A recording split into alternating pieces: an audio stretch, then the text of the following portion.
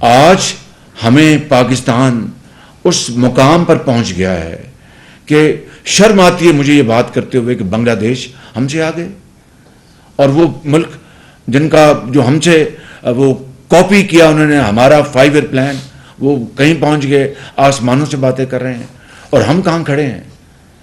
اور ہمارا جو مشرق میں جو ہمسایہ ہے 60 کی دہائی میں، 70 کی دہائی میں، 80 کی دہائی میں، ایون 90 کی دہائی تک ہم کچھ میدانوں میں ان سے آگے تھے، کچھ میں وہ ہم سے آگے تھے، لیکن آج کوئی یعنی there is no equation، وہ کہیں آگے ہم سے نکل گیا ہے۔ تو کچھ تو ہوگا جو کہ ہمیں پیچھے لے گیا، کوئی تو وجہ ہوگی، کوئی تو اپنا ہماری کمزوری ہوگی، کہیں تو ہم نے غلطیاں کی ہوں گی، وگرنہ یہ کس طرح ہو سکتا ہے کہ پدی ملک ہم سے آگے نکل جائیں، اور جو ایک کلو بھی وہ کاٹن اپنا گرو نہ کریں، وہ 100% کاٹن امپورٹ کریں اور ہم سے زیادہ وہ ایکسپورٹ کر لیں۔ یہ مقام یہ لمحہ فکریہ ہے ہم سب کے لیے۔ میں بالکل سب سے پہلے اپنے آپ کو ذمہ دار ٹھہراتا ہوں، پھر میں کسی اور کو ٹھہراؤں گا بطور پاکستانی۔ یہ ہمارے لیے ایمانداری کی بات ہے، لمحہ فکریہ ہے۔ تاریخ کا ایک المناک ثانیہ تھا، ایک بدترین سازش تھی پاکستان کے خلاف، اور اسٹیٹ کے خلاف سازش تھی، پاکستانی فوج کے خلاف سازش تھی، سپہ سالار جنرل عاصم منیر اس کے خلاف سازش تھی، اور ایک جتھا تھا، جتھا جس کو سابق وزیر اعظم عمران نیازی نے اس کو تیار کیا تھا۔ اس کی تفصیل میں نہیں جا رہا، آپ کو اس کو سب علم ہے، ٹیلی ویژن پر، سوشل میڈیا پہ آپ دیکھتے ہیں، لیکن اس میں کوئی دو رائے نہیں ہے کہ وہ ایک سازش تھی پاکستان کو تباہ کرنے کی۔ اگر خدا نخواستہ میرے منہ میں خاک، اگر وہ کامیاب ہو جاتی تو پاکستان کا کیا حشر ہوتا، میں نہ وہ تصویر کشی کر سکتا ہوں، نہ وہ الفاظ میں جرأت کر سکتا ہوں کہ میں وہ الفاظ ادا کر سکوں۔ ایک بھیانک صورتحال ہوتی۔ اپنی انفرادی حیثیت کو چھوڑ دیں، میں اجتماعی صورتحال کی بات کرتا ہوں، اتنی بھیانک ہوتی کہ جس کا سوچا بھی نہیں جا سکتا تھا۔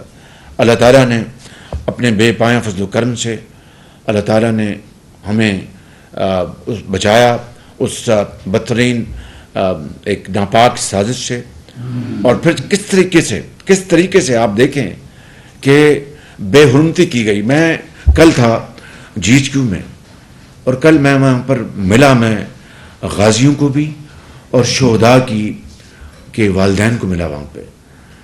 آپ یقین کریں کہ اور پھر وہاں پر ویڈیوز دکھائی گئیں، اور کس طریقے سے انہوں نے اپنی جانوں کا نذرانہ پیش کیا ہے، چاہے وہ 65 کی جنگ ہو یا بدترین دہشت گردی ہوئی اس ملک میں، اور اس دہشت گردی کے تانے بانے جو ملتے ہیں، میں اس کی تفصیل میں نہیں جا رہا، لیکن جس طریقے سے اس دہشت گردی جس کا پھیلاؤ پورے ملک میں ہو چکا تھا، اور پورے ملک کو اس آگ نے اس کو پر قابو کر لیا تھا، چاہے لاہور ہے، کراچی ہے، کوئٹہ ہے، پشاور ہے، کس طریقے سے دن رات دھماکے ہوتے تھے ہسپتالوں میں، انہوں نے مریضوں کو نہیں چھوڑا، ان کو شہید کیا، یونیورسٹیوں میں طلباء اور اساتذہ کو نہیں چھوڑا، ان کو شہید کیا، GHQ پر حملہ کیا، اپنا بازاروں میں، اپنا سڑکوں کے اوپر، کمرشل سینٹرز میں، کس چیز کو انہوں نے سپیئر کیا۔ کوئی انسان، وہ کتنا بھی وحشی انسان ہو، کیا وہ کبھی سوچ سکتا ہے کہ وہ بے گناہ لوگوں کو وہ ان کو نشانہ بنائے گا اور ان کے بچوں کو یتیم کر دے گا اور وہ اگلے جہاں پہنچ جائیں گے؟ یہ دیکھتی آنکھ نے اس طرح کا دل خراش منظر کبھی نہیں دیکھا تھا، مگر اس کو کس حوصلے کے ساتھ عوام نے، پاکستان کے سیاسی مذہبی جماعتوں نے مل کر، افواج پاکستان نے مل کر یہ ذمہ داری اٹھائی، اور کس طریقے سے انہوں نے فیصلے کیے، اور اس کے اوپر چاہے وہ ضرب عضب تھی یا رد الفساد تھا، اور ہزاروں لوگوں کی شہادت کے نتیجے میں، ہزاروں لوگوں کی جنہوں نے اپنے جانیں دیں، چاہے وہ بس پہ بیٹھے ہوئے تھے، چاہے وہ کسی دہشت گرد کا وہ تعاقب کر رہے تھے، چاہے کوئی ماں ہے، کوئی بیٹی ہے. آج بھی اگر سڑکوں پہ آپ جائیں تو کوئی لمپ کر رہا ہے تو شاید وہ دہشت گردی کا نشانہ بنا تھا. کل میں نے دیکھا وہاں پر وہ بیٹھے تھے، وہاں پر غازی، مگر ان کے کسی کا بازو اڑ گیا، کسی کی آنکھیں وہ جلی گئیں، بالکل نابینا جوان لڑکا کل میں نے دیکھا. ایک نہیں دو، ایک کی وہ اپنا ہیرنگ پاور ہے وہ ختم ہو گئی، جوان بالکل. تو اندازہ کریں آپ ذرا کہ اتنی عظیم قربانیاں دینے کے بعد کسی کا کوئی پتھر کا دل بھی ہو تو اس کا بھی حوصلہ نہیں ہو سکتا کہ وہ اپنے شہیدوں اور غازیوں کی اس طرح بے حرمتی کرے. میں کئی دفعہ یہ واقعہ سنا چکا ہوں کہ میرے ایک بڑے محترم ہیں، انہوں نے جب آپ نے مجھے منتخب کیا وزیر اعظم تو مجھے مبارکباد دینے آئے. 1 مہینے بعد ان کا دوبارہ فون آیا کہ میں نے دوبارہ ملنا ہے آپ کو.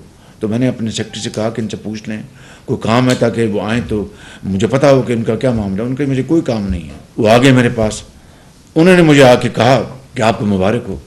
میں نے، وہ بڑے بزرگ ہیں، میرے خیال اس کو 80 سال سے زیادہ ہیں. تو میں نے کہا کہ مبارک آپ نے دے دی تھی. کہتے نہیں میاں صاحب میں آپ کو کوئی اور مبارکباد دینے آیا. میں نے کہا بتائیں. کہتے میرا یہ خیال تھا کہ یہ اتحاد تو 2 ہفتے چلے گا، یہ مہینہ چل گیا ہے. تو I want to comment all of you for that great cooperation.